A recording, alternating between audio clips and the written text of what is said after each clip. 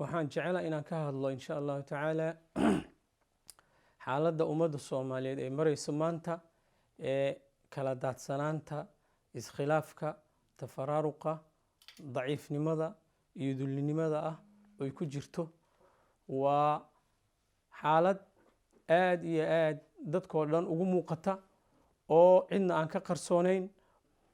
xaaladda noocaasa waxay keentay in ummadda cadowgeedii uu gacanta ku dhigo oo uu u taliyo.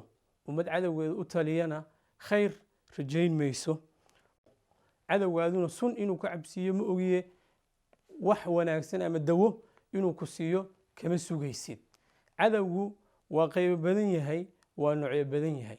waxaa ugu daran cadowga kan kuugu dhow oo kuugu sukeeya oo ka baqaaya haddaad xoogaysato ama sharaf aad yeelato in dhib weyn xaggaaga uga yimaado.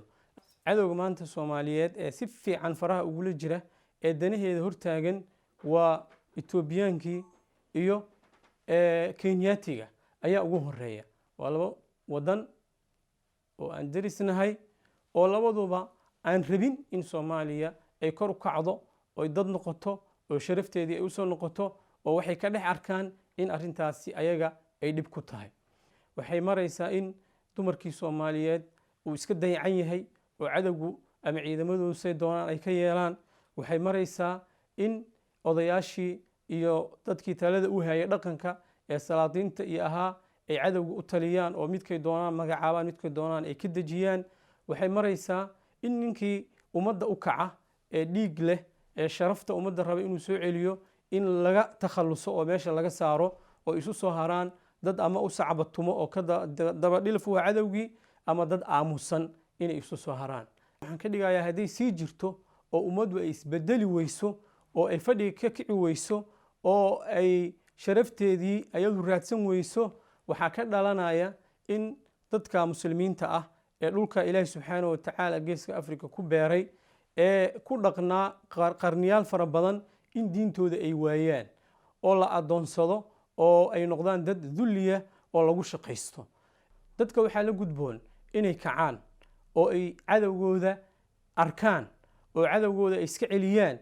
waddo kale oo sharaftooda ay ku soo ceshan karaan ma jirto. waxaa la marayaa maanta waqtigii ummadda soomaaliyeed ninkii waxgarada uu hadli lahaa, ninkii wax qora uu cadowga ka qori lahaa iyo dhibaatooyinka ummadda uu ku hayo iyo sidii la ysaga dulqaadi lahaa, ninka gabya uu ka gabi lahaa. arrintaa ayaan maanta joognaa. wax noo haray oo dambe ma jiro. wax qarsoon oo naga qarsoon oo maaragtay cadowga waxa ka imaan kara xaggiisa ahna ma jiraan. ilaahi subxaanahu watacaala sunnadiisa kowniga ah oo adduunka uu ku socodsiiyo ka mid maaha in dadku ayagoo iska hurhurda wixii ay rabeen oo sharaftooda ahaa lagu soo dejiyo oo sidaa sharafta ay ku helaan. ilaahay sunnadiisu waxay ku socotay oo ku dareersatay in dadku markay kacaan oy dadaalaan ilaahay uu dadaalkooda ku garab galo oo uu u fududeeyo. ina allaha laa yugayiru maa biqowmin xataa yugayiruu maa bianfusihim. ilaahay ma bedelo xaaladda ay ummadi ku sugan tahay ilaa ayagu ay isbedelaan. marka haddaan anagu isbedelka waddadiisa qaadno ilaahay subxaana watacaala waa noo fududayn doonaa. laakiin haddaan iska sii jiifanno oo moodno xaaladda aan ku sugannahay inay xaalad saxa tahay, sidaasay xaalku noqon doonaa, waana sii xumaan doonaa. waxayna uga bixi karaan inay isu soo noqdaan oo ay walaaloobaan oy gacmaha isqabsadaan oy wada jiraan. waxaan ku koobanaynaa mahmaahda ah ilko wada jir ayay wax ku gooyaan. intaasaan kusoo gabagabaynaya. waana mahadsantihiin. jazakum allah khayran. assalaamu calaykum waraxmat ullahi wabarakaatu.